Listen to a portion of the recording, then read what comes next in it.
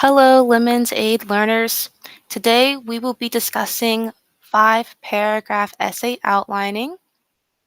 And so before we look at an outline, let's briefly look at thesis statements. So we've learned this already, but it's best to review thesis statements because they're very important to a 5 paragraph essay outline.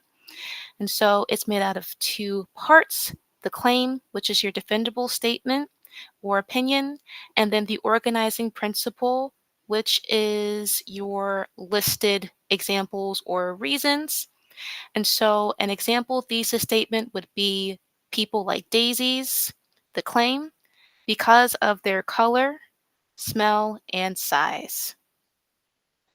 And so let's look at a physical representation of a 5 paragraph essay.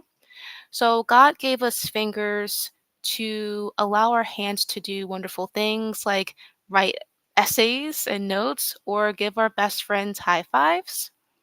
And so, when you think of a 5 paragraph essay, I want you to think of your hand. So just as the fingers work together to perform hand functions, each paragraph in a 5 paragraph essay works together to help support your argument. And in this drawing, you have your introduction and conclusion as the shorter fingers, the thumb and the pinky, and then they are sandwiching the larger fingers, also known as the body paragraphs. And so moving on to this thesis statement again, people like daisies because of their color, smell, and size. We can break down this thesis statement by focusing on the organizing principle. And these items, because of how they are arranged, determine how the body paragraphs are arranged. And so let's look at the introduction first. So in the introduction, you have a hook, which is a question, a statistic, or an interesting fact that draws the reader's attention. Then you have your background information, which gives the reader more information that they need to understand your topic as they're reading it. And then, of course, your thesis statement would be at the end. So each body paragraph corresponds or matches a example or reason.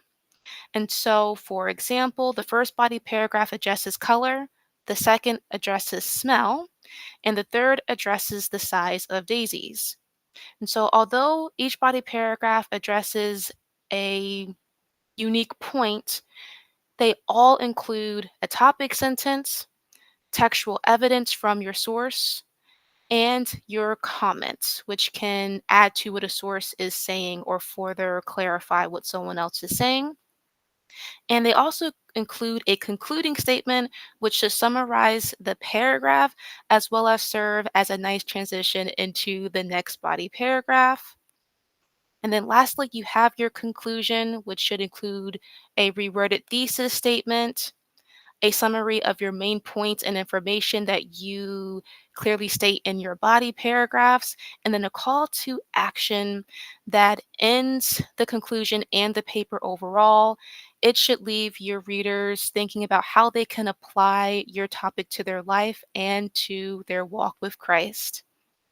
And so, again, as you are crafting your 5 paragraph essay outline, I hope that you will remember this visual or even use your hand as an example to help you see how each paragraph should support your argument, just like how God gave us each finger to support our hand functions.